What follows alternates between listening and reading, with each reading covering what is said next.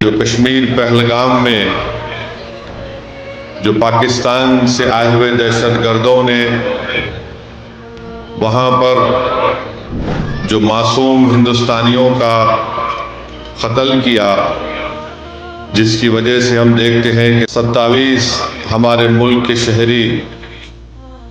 ان دہشت گردوں نے ان کو قتل کیا، تو میں حضرت مولانا عمرین رحمانی صاحب سے اجازت لیا ہوں کہ میری آپ سے گزارش ہے کہ ہم تمام لوگ اس دہشت گردانہ حملے کے خلاف اور جو لوگ